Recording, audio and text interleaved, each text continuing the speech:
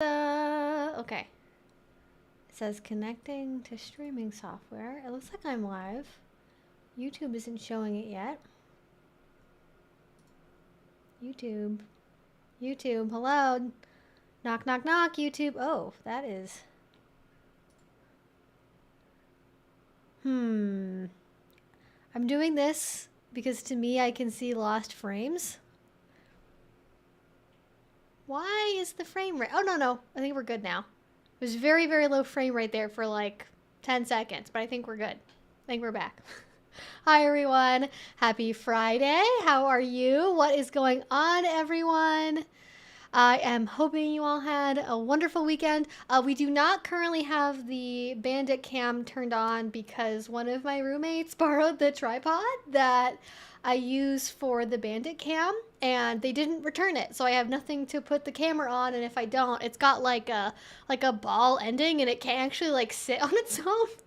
So it has to be like in the thing. So no Bandit cam for today, but she is here. Hi, girl. Come here. Hi, girly. What are you doing? Are you eating something? I hope not. Come here.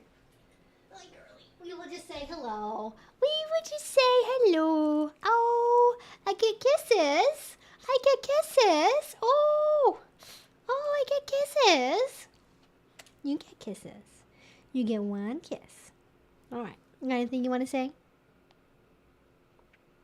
Woman, a few words as always, little banditi. So, no Bandit cam today, but she is here. She is great. Went on a walk earlier today because it is 80 degrees in Portland in the middle of October. I feel like I've transported myself to Florida once again. So it was nice to enjoy the weather, but also like eerie at the same time. Also, I did like a glossing treatment on my hair. I got like a free sample in an Ulta order, and like I think I did a pretty good job.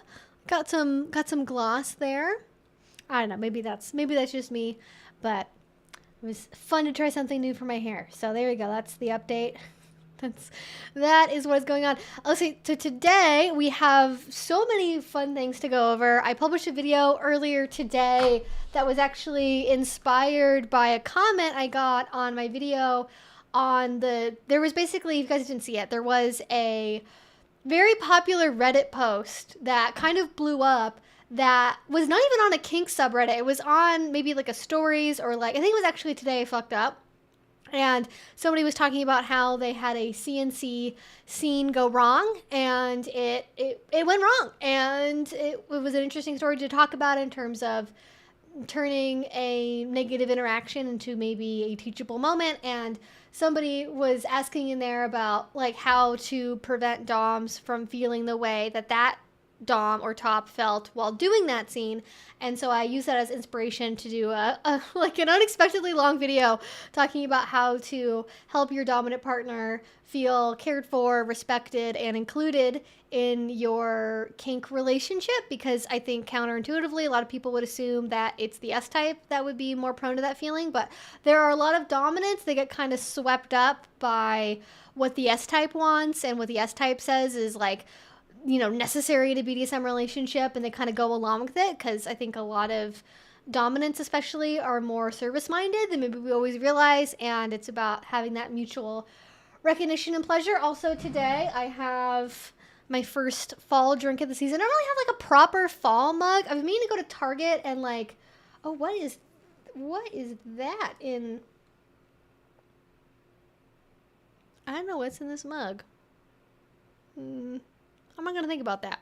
Anyways, there was something weird, a weird flake in my mug. Anyways, I don't have a fall mug, so I have my winter mug. I would love to have like a big, like Halloween-y, like skull mug. I would vibe with that. But this is currently the biggest mug that I own. So we are using it for an iced chai latte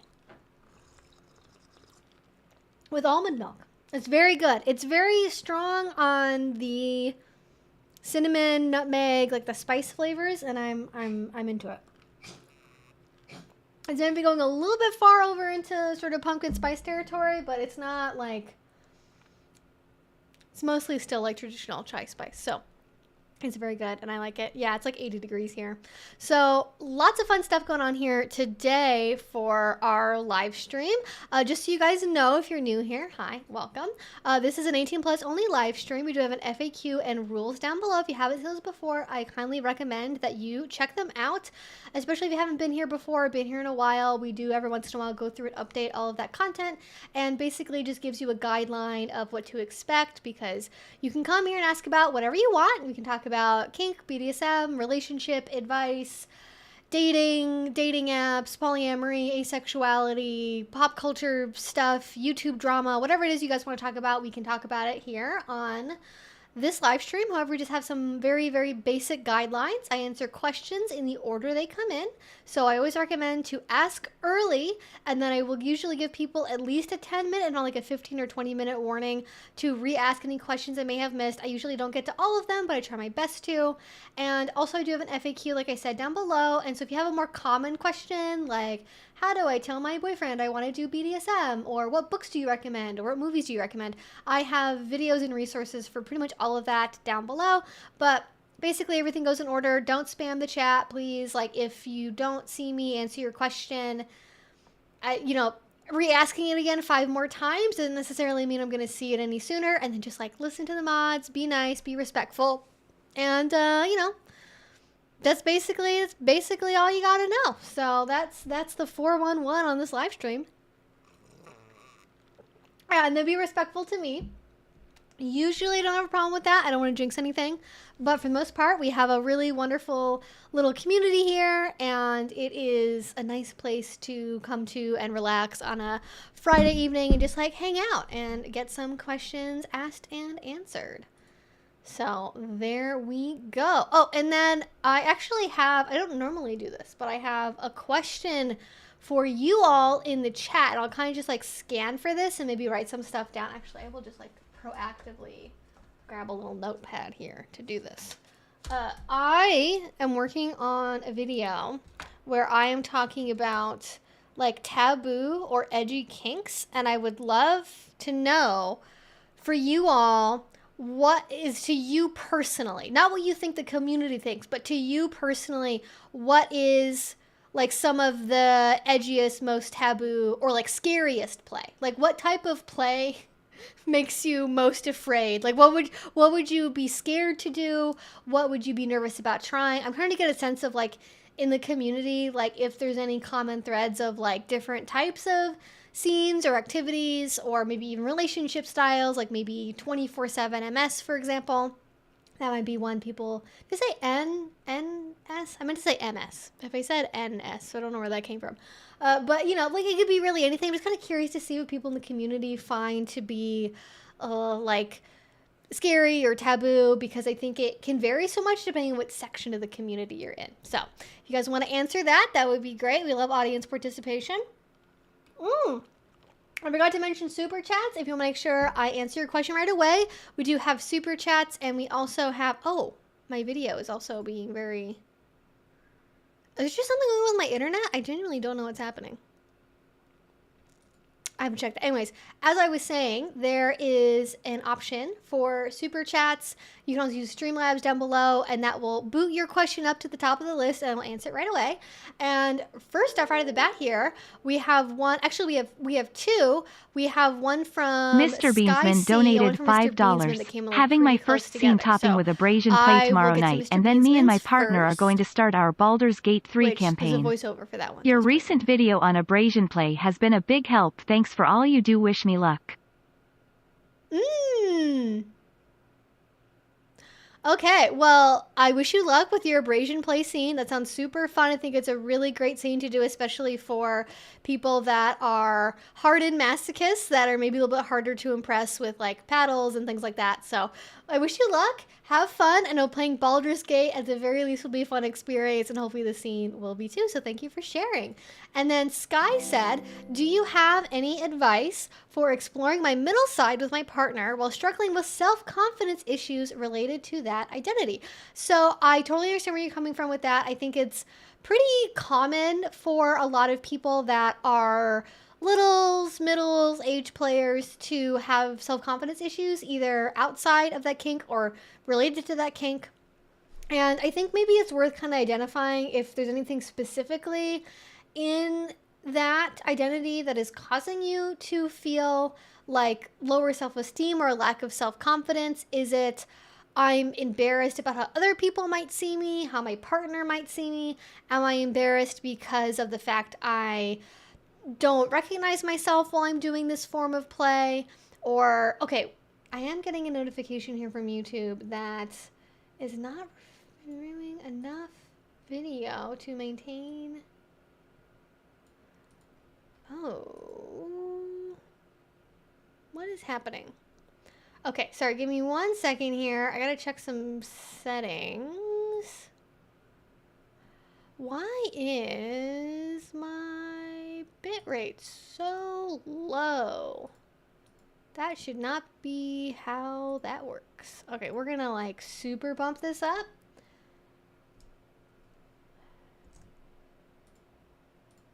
Hopefully that'll make the stream smoother, so stand by. I don't know what happened. I have all my normal settings, so I don't know if maybe I just like messed something up or deleted it. It's almost like I accidentally deleted a character somewhere, because normally I have it set to 25,000 kilobits per second, but then it was only 5,000 kilobits per second. I was like, oh, that's not supposed to happen. So just forgive me if there's like internet problems, and I'm going to try and work it out. But anyways, to get back to answering the question about self-confidence and identity, I think, again, like if you can maybe reflect a little bit on what specifically that's connected to, if it's your self-perception, your partner's perception of you, the community's perception of you, just feeling like maybe some guilt or shame around that identity, like it's wrong to be a middle, that this is like taboo or gross or makes you gross. And I think whenever I have issues with a particular kink, and I know it's something that I really want to do, but I'm apprehensive about getting into it. For me, usually my self-confidence issues, it's almost never about how I see myself, because I feel like I'm pretty secure in my identity as a kinkster. Like I have my whole kink journey, I've never really struggled with shame or guilt around it. It's mostly been around, especially playing in public. Now that I am like a known figure in the community, I get very self-conscious about like, do people here know me from YouTube? What do they expect about my play because of that? Am I meeting those expectations? So I kind of get in my own head through that. And also, like, how does my partner see me? Will this affect our relationship? Will this change anything if I introduce a new form of play? So I always recommend kind of like baby stepping in, and then definitely like ramping up the brace kink. I feel like is a good technique. It's mostly that I see so many littles around me, and I don't know a lot of middles, and it feels like I don't feel as valid. Or am I doing it wrong? You're not doing it wrong. I can pretty much guarantee that. I know that definitely like the ratio of littles to middles is like there's one middle per like every 100 littles, it feels like. So you are a rare and special butterfly. But I would probably say if you feel like it's more of a community, I don't know if I necessarily belong. If you have a partner that it says that you're exploring with a partner, I would kind of tiptoe in, do things that feel to you very solidly middle. Like this isn't like an edge thing between middle and little, but like feels very middle-y to you. And then just have your partner do a lot of verbal affirmation during the scene, or just when you're like wearing a certain outfit, whatever it happens to be that you do, of like reassuring you and reaffirming you of that identity and that you are achieving your goal, and kind of just rely on that close emotional partnership that you have, or developing a level of closeness in that relationship, and kind of lean on that. And then I also feel like when we don't know people, it can be easy to make assumptions about how they must see us and how they must perceive our kink. And this is something I've struggled with. A lot of people are going to get it wrong. Like, I have always dealt with issues in the community as a woman, especially generally playing with people that folks perceive as being male, and generally playing in public with, wearing very femme clothing, I guess I'd say. People assume because of that I am a little, I'm a brat, and I'm a kitten. I am none of those three things. Just because it tends to be the most default common thing for, especially when I was a lot younger in the scene, when I was like the only 22-year-old at the entire leather convention, I would get a lot of people that would assume that I was, you know, one of those things, not in a malicious way, but just sort of like, I know what the kids are doing these days. Isn't it one of those things? It's like, not quite. So, I've always struggled with that. And so what I found to be helpful usually is like, especially if it's a community that I want to be a part of, like for you, it's like maybe being around other littles, or maybe for me, it would be pets and like talking to them. And then I would imagine you would probably discover a lot of the people that are littles also have a middle side. I think there's a lot of people that do both, or kind of like float between both of them, like especially if they're more of like an older elementary school age range little, kind of going into middle school territory. I think you probably find people that are also middles, and if you can open up conversations with them, talk to them, and basically ask them like, you know, hey, like I'm like maybe outside of like a play space, like when you can talk adult to adult, you know, talk to them about like, hey, I'm a middle. I'd love to meet other littles or other middles. Do you know of any? And kind of just go from there. And I definitely always have like a, if you build it, they will come mentality. Like, if you can organize something for middles, or like make sure a space, or ask if a space can be made inclusive for middles explicitly, I imagine it'll also be easier to find. Like oftentimes for me, it's been very hard to find like pet focused events, especially at like larger conventions. There's usually events for littles.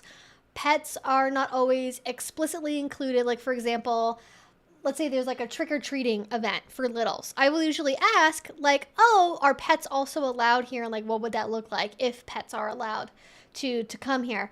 And that I think really helps if you can ask the organizers, hey, I'm this thing.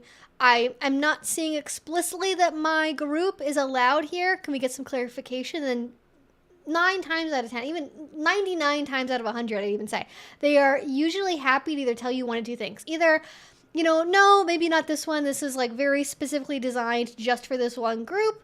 But maybe next time we'll organize something that does include that, and maybe we can brainstorm about it. Or they will say, yes, absolutely. I love that. I will change the title, description, whatever, to make it very clear that middles or whatever the group are also allowed and wanted to be part of this event. So,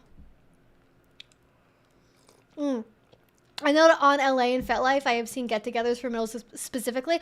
I also think that joining groups that are specific for middles is a really, really great thing to do. I know that in person, because it's such a small percentage of a small percentage of a small percentage, like there may be like 3 people total in like an entire city area that even ever play as middles, whether it's a core aspect of their identity or something they even play with just occasionally, or like as a flavor alongside something else.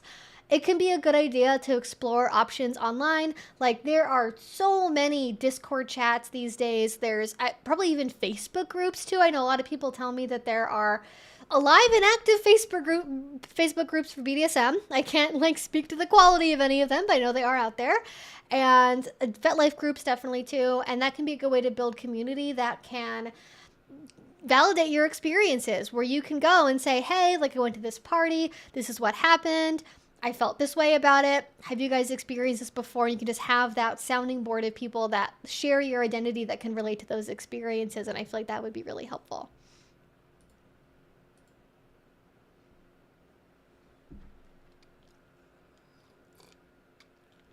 So hopefully that gives you some stuff to work with. Okay, before I move on to the next question, and I'll just kind of keep tabs and make sure that I'm not getting any follow-ups on that last question here. I want to, okay, it says excellent, bitrate good, frame rate good. Is YouTube still mad at me? As such, viewers may experience buffering. I'm gonna refresh here. Was that a mistake? Should I have done that? It's still saying that it's not getting enough video to maintain smooth streaming. What is happening?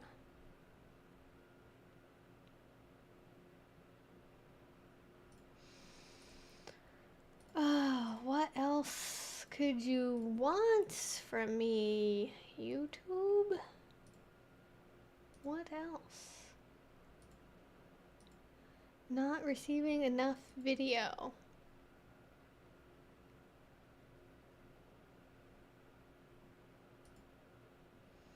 So is my keyframe interval too high? Okay, what is happening here?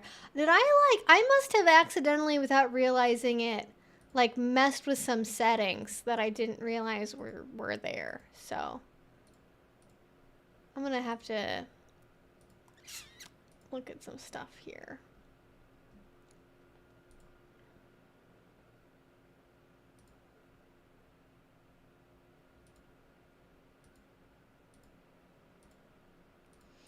I don't know if that's gonna change anything. I will see. Sorry for this, y'all. I didn't change anything from last week, so I don't know what would have changed to make anything different, unless it was just like a boo-boo on my end that I didn't realize I made, so. I can see a slight frame drop, but very, very low drop, and intermittent, more just like jitter on the network. I mean, I guess it could be related to my internet connection. I did have some internet issues earlier today, but it was very brief. So I'm kind of hoping it's not that, but, you know, we'll see. We will see. Okay, so let's move on to some more questions. Lag seems to be gone for the moment. Okay, so people were seeing some lag. Okay, stream is good. YouTube stream is good. Okay, people are saying it's good now, so I'm going to take people's word for it, and we'll just go from here, and I'll just kind of, you know. Okay, now it's saying that my stream is healthy. So, knock on wood, we keep rolling with that. So, it's 88 here, but I'm in the high desert. You should have temps close to me. I know. I really shouldn't. I feel worried. But I'm choosing to enjoy it and hopefully not think about it too much. Spice season is officially inaugurated. I'm infusing, saffron chai compound butter. Oh, you got a plan for that? Like, that feels so fancy. I wouldn't even know what to do with it afterwards. I'd just be like, I made it and it's really fancy, so I guess I'm just gonna eat this butter. I would not, I guess, would you put it on a toast? Is it for cooking? Like, tell me more. Tell me more about the saffron chai butter. Can age regressors be a top or dom?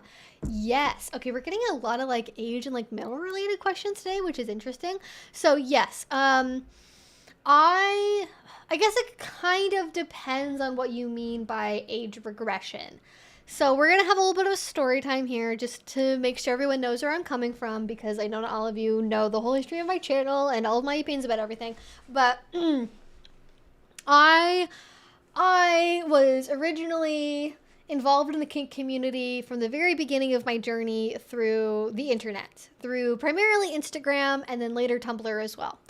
And at the time I was coming up, for younger people getting into the scene, like people that were like 18 to 25-ish, people were very interested in DDLG, CGL, and pet play, especially kitten play. And there were a number of people that were minors that started to get interested in all of this, as is, I think, natural to happen after a certain age, because teenagers are curious and they do cringy stuff while figuring out their sexuality. And if you don't have any guideposts or good sex ed, naturally you're gonna try to do inappropriate stuff, like involve yourself in online adult communities because you really, really want to do it because it sounds so cool and looks very cute and is very aesthetic, and like it makes sense why teenagers would potentially want to be involved in this. But I very clearly remember there was a point in time, I want to say maybe like 2017, somewhere in there, where the term age reg or age regression started to very widely be used. And it primarily started to be used online as a justification for all ages safe for work age play, because minors were getting kicked out of adult spaces. They were, we're adults. We have very clear boundaries around, hey, this is what is, we're not going to involve minors in our kink spaces. Sorry, you are too young to say that you are in a daddy dom little girl relationship around other adults. Please do it in private, alone at home, where nobody can see you on the internet doing it, or please at least do not involve us in it. And so a lot of people got very offended by that and then said, well, my age play isn't sexual, and so therefore it's fine, unlike your gross, bad, disgusting, deviant kink stuff. And so now we're going to call age regression instead. And people borrowed some language from hypnotherapy, and as far as I can tell, I've yet to meet or talk to a single therapist that does this as a therapy modality or has ever been trained in it or talked in school about it when they were getting, you know, their actual degree education or during supervision or anything else. So I don't know anyone actually who does age regression therapy. I've never talked to anyone who does it, never found anyone who does it, and I've looked at probably thousands of therapists at this point in my life trying to find ones in my area for people and things like that.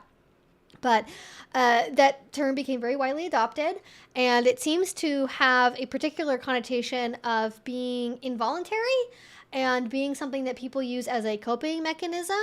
I guess not realizing that a lot of people also use kink as a way to cope with life stress, but I digress. So it has a very particular connotation to it. So if what you mean by age regression is a completely uncontrolled, involuntary trauma response or coping mechanism that you go into outside of your conscious ability to control it, I would say as a rule, no matter what the reason for the state is, if you are in a state that you are not in full control of, it is probably a bad idea to be a top or a dom or a sub or a bottom in those situations. Now, there are exceptions here, of course. If you are somebody that is used to taking a certain medication every day that has maybe some mind-altering effects to it and you know how to mitigate for that and communicate to a partner around it, that's one thing.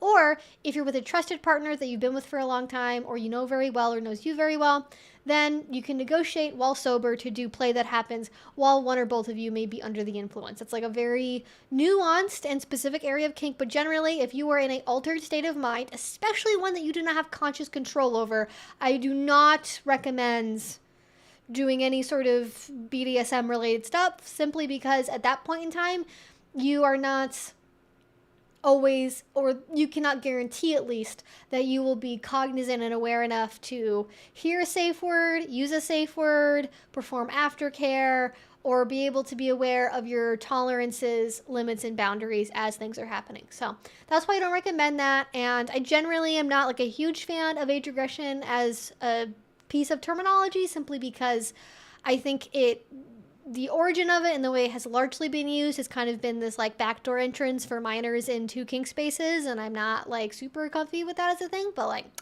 I don't get to police everyone's language on the internet. You guys can just hear my opinion and do what you want with that. However, if what we're really talking about is age play, then of course somebody who is an age player, I mean, you can age play any age, right? You don't have to just be younger. You could age play somebody who's older as well, right? You could be younger, older, whatever it is, right? And so you can be younger but still be cognizant, in control, aware, in a non-altered state going into the scene, and be able to be in a position where you're more likely to be able to remember safe words, aftercare protocol, all of that good stuff I just mentioned. And then same thing also with playing older. So I would say it's really up to you understanding how your consciousness is affected by the play that you're doing. And for some people, a lot of people, especially like, I think there's a question maybe last week, I don't know, there was a question we got kind of recently that was from somebody that when they go to parties, they get like super in subspace immediately. And like that's kind of a dangerous area to get into, of course, because if you don't have full control over your faculties in a public venue, that can very quickly go sideways. So if you immediately go into very, very deep, like altered consciousness or into very, very deep subspace, whatever you want to call it, I think you need to have protocol in place for how to deal with that before you even get anywhere near doing a scene. And then oftentimes that may mean not playing with new people or only playing in public or only doing very, very specific things and really having a deep, trusting relationship where you can say for certain that this person will not take advantage to violate your boundaries or to try and push for something you didn't originally negotiate for. So playing with altered states is definitely very risky, but it is not unheard of or outside of what people do in BDSM at large. However, it's not something I would necessarily actively encourage doing. Like, in my experience at least, I would not say that like my kink play has been or ever would be enhanced by like drinking, for example, like drinking alcohol. I am not familiar enough with other mind-altering substances to go through a whole list of like what it's like to do kink while on ecstasy. Like, I don't know, probably not a great idea, I would imagine. Probably wouldn't recommend that. So I'm not an expert in anything else to really say for sure. I would just say that I think sort of kink by itself is enough of a mind-altering substance to where I don't really feel like adding anything else on top of it is really gonna like add all that much to the experience, you know?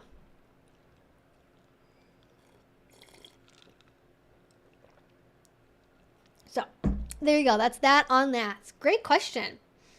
Great question indeed. I love it. So I was going to be very clear. I don't hate age regressors. I'm just, I'm skeptical of the label because I am, I was there when the origins of it were starting to be a thing online and started to be very widely disseminated on kink related social media and on Tumblr and on Instagram and all of that. So that's my perspective. But again, I can't, you know, I can't tell you, don't identify as that thing, don't use that label, it's bad. Like, if that makes sense to you, use it. I don't care. Well, not my life. But I think it's important because I think a lot of people don't always know. Like, there's a lot of, and this goes for all kinks, really. There's a lot of, what's the term for this? It's not whitewashing, but there's, I almost want to use the phrase that's like a hagiography. Like there's sort of a mythical, like, sort of invention of the history of the kink community. Here, I'm going to actually unplug my headphones for this. I've never actually said this word out loud before. I don't know how to say it. I've read it a lot. Hagiography. Oh, God, that was so loud. Hagiography?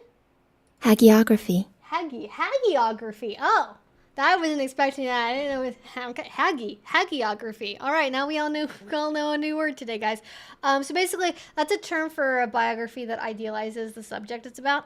And even going back like 30 years ago, this is what was happening in what we would now consider like traditional old guard, you know, kink leather spaces. People were coming up with these mythologized versions of the origins of the kink community, of like their training houses in Europe, and people are doing their high protocol 24/7, and like they basically came up with this invented reality of like where BDSM came from that has like absolutely zero realistic or historical basis whatsoever, simply because it's nice to have like a cultural mythos for like why your community is the way that it is. Like, there's a reason why like throughout time and across cultures there tends to be the creation of like great novels that like write about the origin of that country or whatever it is, or at least some kind of like very important cultural work that is uniting around a certain identity, right?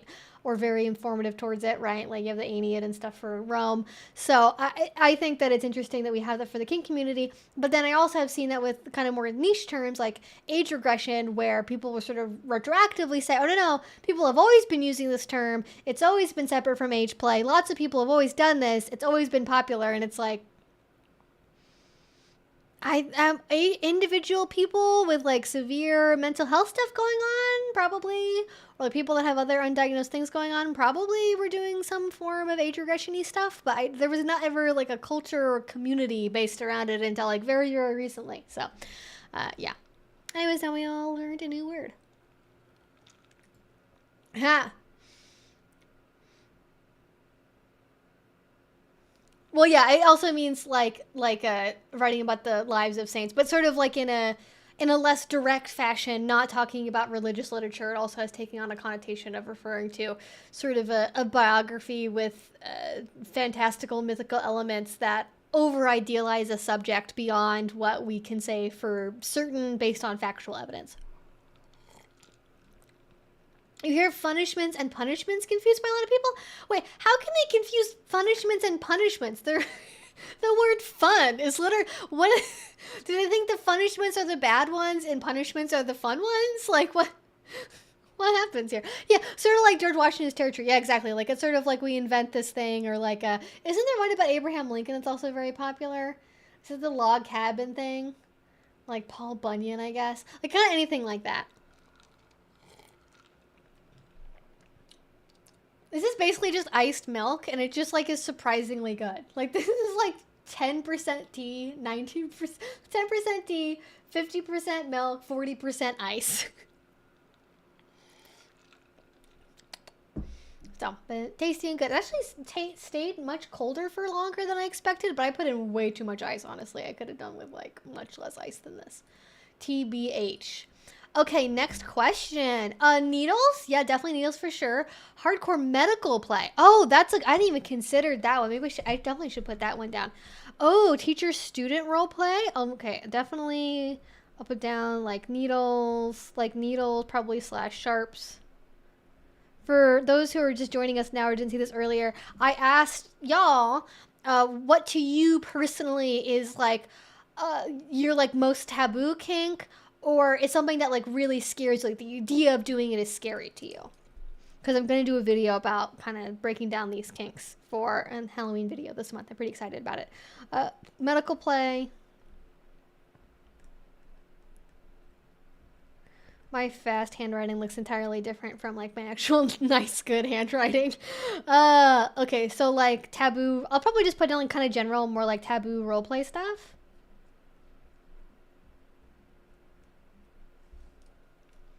A blood, yeah, definitely. I'll probably kind of group that one with sharps, maybe. I feel like they're all kind of interconnected. And not all the time, but oftentimes they are. Super edgy, gotta be, oh, branding and tattooing. That's a good one. That always has like a moment. People get really, listen, if you were like, I'm hot for branding and I'm gonna try it, just do hypnosis. Just do hypnosis first. That's my advice. For any really edgy kink, my advice is basically like, but have you tried hypno kink yet? Because I feel like that's a much safer way to experience things that can be very permanent, like a branding. Tattoos are easy to remove though, because you can get like, laser tattoo removal is a pretty accessible thing these days, as long as you're, you know, not all the time universally, but it's like removing keloid scarring from a branding is much more difficult than laser tattoo removal is. Oh, suspension. Oh, sure. Oh, blood, parentheses, it should not be outside the body. Fair enough. Super taboo? Oh, like the stepsister stuff. Yeah, like step siblings. That is like that's like having a moment right now. People are really into the step whatever. Electroplay bothers me. I got electrocuted years ago, and so it holds quite a bit of PTSD. I am with you on that. If it's any kind of like shocky, like Violet Wand type electroplay, I really tried this past year to get exposed to it in as many different classes as I could, and like demo it, tried out with people, and just, it's not for me. Like mentally, it's with wax play too. It's one of those kinks. I just cannot mentally get over the hurdle of it. Like I know I'm safe, like consciously I know this is safe and it's fine, but it internally it overrides that part of my brain. It just makes me panic because I'm like, I'm being electrocuted. This is bad. I shouldn't be doing this. Like I just panic. Like TENS units are fine. Like if it's kind of more the muscly contracty type of pain, that's okay. But it's the super like superficial stingy ones that get me. I can't do those. Anything dangerous like knives, electrofire. Oh, like knife play. That's definitely kind of a common one too. Sort of, it overlaps a little bit with like sharps and blood play. But honestly, they're pretty different kinks. Actually, no, there's somebody I know who teaches knife play classes, and they're amazing. And also, they are terrified of blood and will faint at the sight of it. They do not do blood play at all. So it's, you know, it's like, you know, feet and heel fetishes are different too, but there's some overlap there sometimes.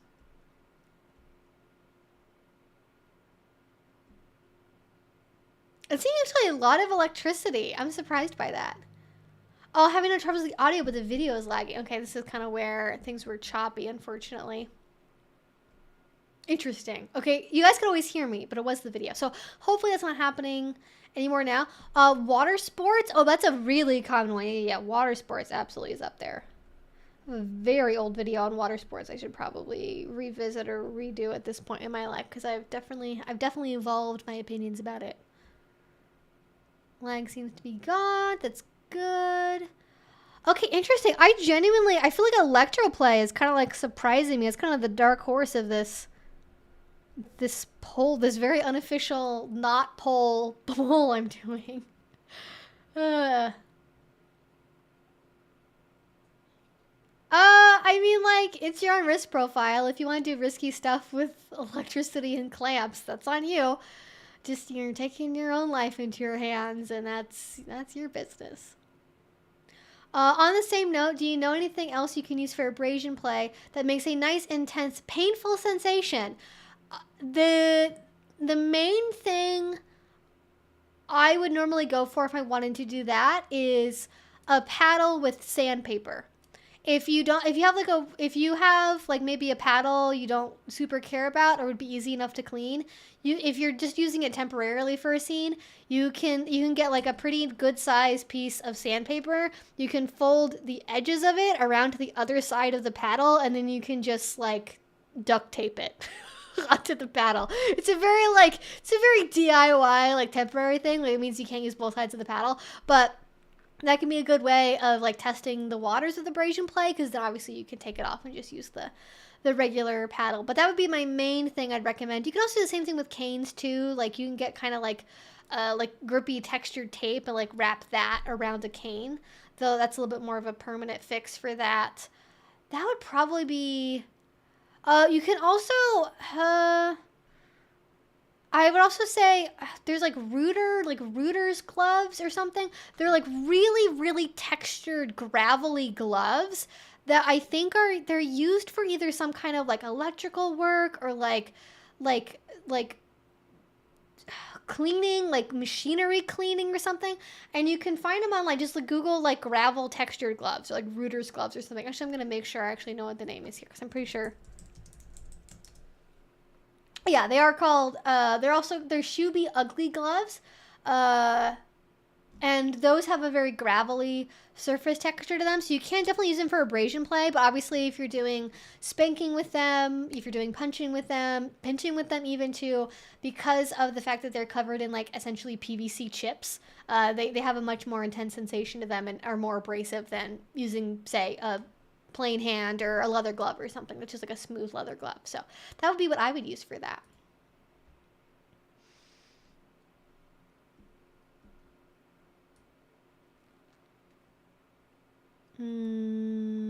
Okay, the water sports, saw that one. Anything sexual or kink coded in public? Oh, public play, sure. I feel like that one honestly isn't controversial enough. Like, I feel like for people outside the kink community, and we actually, for the Patreon live stream last night, we spent quite a lot of time watching a video from somebody that was very against like kink talk, like on principle. They were just like, all of kink talk, they could have found much better examples of people going way too far on kink talk than I think they actually used, but it would be something like somebody showed a text message saying like daddy is always right, and then they would go like, oh my god, people on kink talk are brainwashing kids into thinking they have to be kinky to have fun in the bedroom, and well, like, you know, I'm kinky but I don't talk about it because I'm better than that. And like, it's like, you know how much more vanilla sexuality is on TikTok than kink? But anyways, like public play is definitely a thing that happens, and I feel like people in the kink community, some people at least, are very blasé about it and are basically like, vanilla people are blind and don't understand what I'm doing, so why does it matter? Because like, it's a free country, yeah, especially if you're American. Whereas people that are vanilla are like, they do notice, they are put off by it. There is a reason why if you go on TikTok or go on even YouTube, you can find videos with hundreds of thousands, maybe millions of views of like story time about the time I saw a cringy DDLG couple when I was working at Build-A-Bear Workshop. Like, it is usually extremely off-putting and uncomfortable for most vanilla people to see. Like, that's much more the mainstream opinion, whereas in kink, I feel like people are like, don't kink shame people, public play is fine, who cares? And it's like, is it necessary? Do you have to do this? I don't know. Ooh, I actually saw a paddle made with broken glass on r/BDSM community recently, and I thought that was both very interesting but very scary. I Blood play items are always on the risky side. I mean, that is what it is. I would not personally play with... I know a lot of people also do. They love doing the barbed wire over a bat. That's like a very popular like blood play toy. Or people will put like needles or pins into like gloves or into like acrylic paddles. I think I would be the most skeptical out of anything with like broken glass pieces. I just feel like that would be so hard to clean all the crevices of fully. I don't think I'd trust it, like from a cleanliness perspective. And also anything when you have uneven surfaces and it's jagged, you're going to be more likely to cause scarring, which could be the point. But if you don't want to cause scarring, you want to have a clean entry and exit wound as much as possible. If you're dragging stuff around and like it's very abrasive or uneven or serrated, you're going to cause more tissue damage that way, which could be the point or it could not be. I feel like people into public play should just do it in a kink space, like a dungeon where it is appropriate for the space. Or Folsom. Yeah, exactly. Like, go to Folsom. Go to a kinky camping event. Or get an Airbnb. Or, like, there's so many ways you can, like, play in public or, like, pseudo-public and have it be way more appropriate. I just, like, maybe it's because it's not my kink. I'm not able to fully empathize with how important it seems to be for some people's kink experience. I just can't imagine any kink being that important to where you have to fully perform it in plain view, like in a grocery store. Like, it would be one thing. It would be one thing if it was like a pride event or like a Folsom thing where you were doing it in public, or like just wearing kink gear in public. Like, I think if you're just like wearing a collar or a leather vest or whatever, it's like, okay, that doesn't really count. I'm talking about people who play in public, not just like wear kinky signifiers in public, you know? Like, if you're wearing a leather vest, I don't care where you do that wherever you feel like. But if it's like, if you are spanking your girlfriend on a public park bench, that's gonna be a no from me, dog, you know? I'm not gonna say that that's a good idea. Yeah.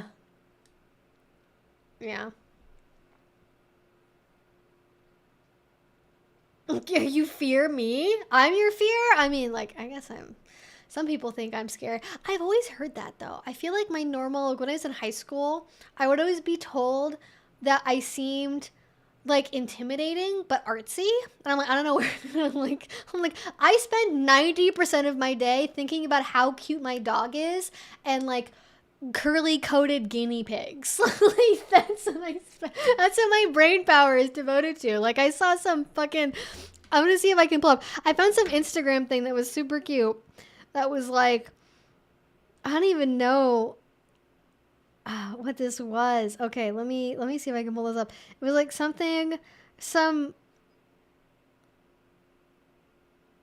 I don't know if I'm going to be able to find this particularly easily, but oh, what?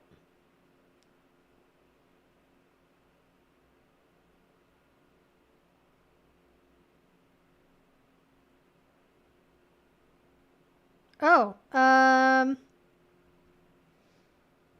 fire alarm testing? Okay, there may be some beeping happening.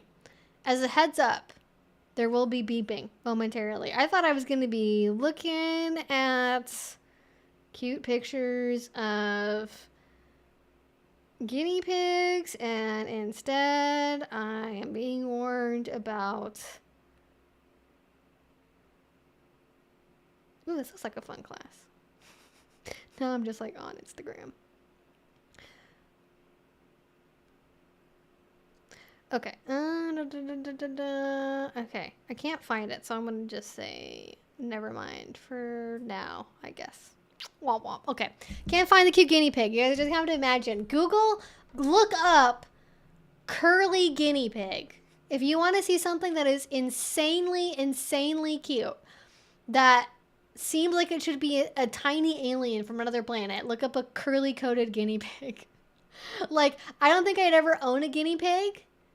I think I'd be sad if I owned a guinea pig, because I don't know how long they live for. But if I did own one, I would definitely own that. What are you doing, dog? You're like so far away. Your little nose is right by the door. She woke me up. She never does this. My dog woke me up like 4 times last night. She never, ever does that. Ever. She woke me up at like 2 a.m., 4 a.m., 6 and 7 a.m. And I was like, this better be for good reason. I thought first, originally, she just needed to go outside. And I'm pretty sure there was something in the yard that she was very excited about. I never saw what it was. I don't know what was out there, if it went through a neighbor's yard or something. But she was like desperate to go outside, like every hour on the hour last night. I was like, oh my God. So that's why I'm having tea today. Yeah, there's no Bandit Cam because one of my roommates borrowed my Bandit Cam tripod and then didn't return it to me. So, oh. Okay, that was weird. My computer didn't turn off, but the lights on my wall did? How would that even happen? Okay. If I suddenly disconnect, now you guys will know why. I'm not sure what happened there. I don't know, maybe it was the hot weather or something. Guinea pigs make the best noises out of any animal on the planet. I love how guinea pigs sound. They are my favorite. I once got to go to a guinea pig rescue where they get to live outdoors, and it was like my favorite experience of my entire life. They got to have little like houses, and they had like a little like village area where they would all like eat snacks together. It was so cute. It was like this obnoxiously cute. Okay, anyways, we're gonna guinea pig talk over. Question time, begin. Let's see. A little of the middle side. Resident teenage side. Okay, we're talking about middle stuff.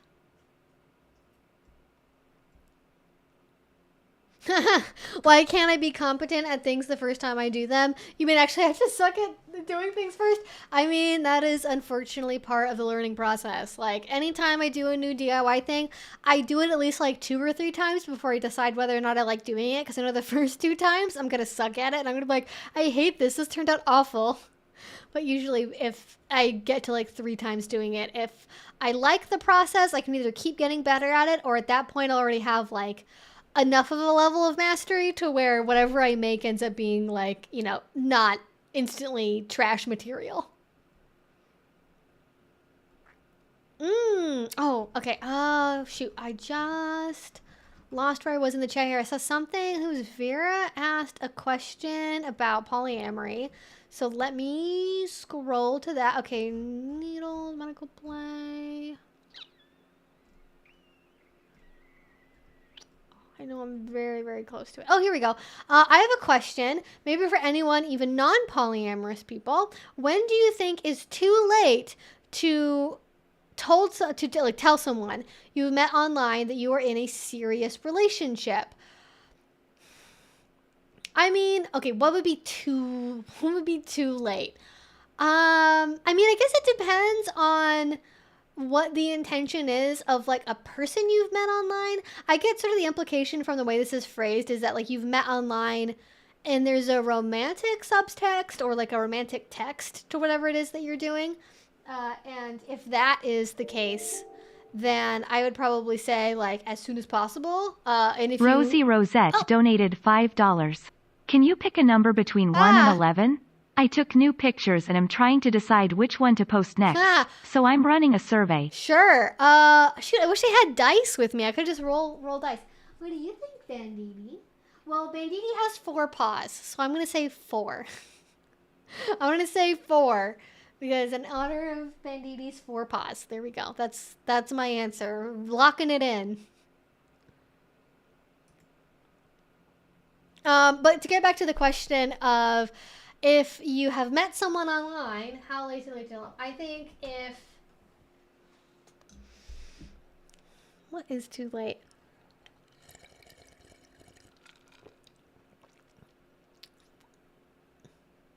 I mean, I think ultimately it depends a little bit on the individual that you're telling. I feel like if you don't tell someone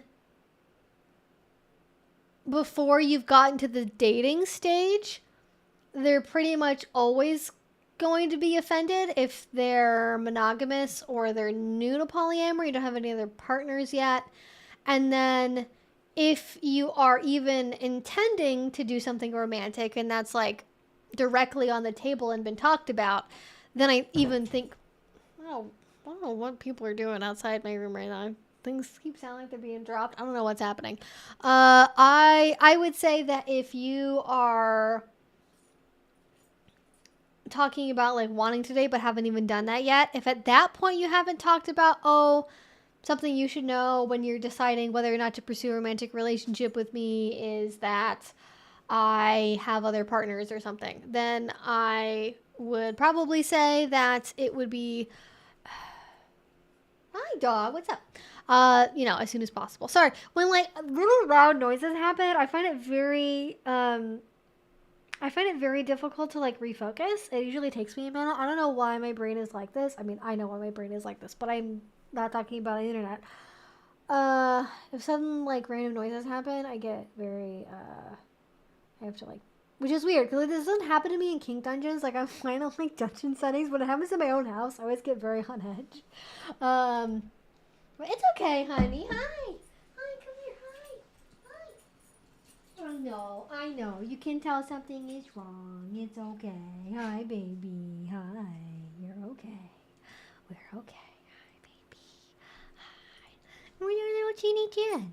What are you doing with that little teeny chin, huh? What are you doing? Hi, baby. Are you okay, honey? Are you okay? Hi. Good girl. Good girl. Okay. I feel better now. Sorry, there's just been like a lot of like random noises and random stuff happening, and I'm just like, oh, like what's happening? Yes, we are recentered now. I'm fine. So I gotta focus on my doggo and think about how cute she is, and then all is right with the world. All is right.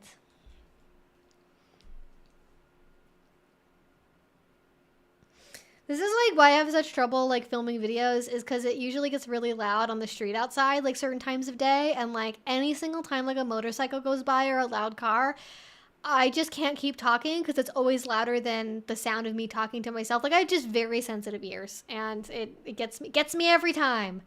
Okay, now does it like my keyframes? Okay, now we're fine again. Why was my keyframe setting so high? That shouldn't be happening. It's at like 2. It says it was at 8. That shouldn't be happening. Okay, what? Do I need to like, is something going on with OBS? Like I genuinely don't know. Anyways, we're gonna just lower it again. Hopefully that'll help. But yeah, did I answer the polyamorous question? I would say the officially too late, like, I don't really think you can recover from this too late stage would be if you started calling each other pet names, and if you're like boyfriend, girlfriends, it's probably too late to say that you are in a serious relationship at that point.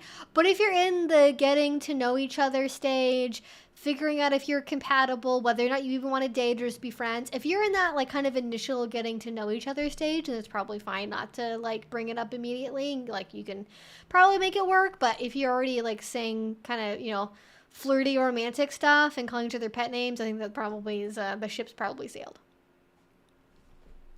Oh, you record late at night. I would do that if I had audio only stuff, but I don't. So I have to rely, currently at least where I live presently, I have to rely on the daylight for filming purposes because I don't have enough room to be able to have like a fully equipped, studio YouTube lighting setup. So maybe one day that'll happen. Maybe one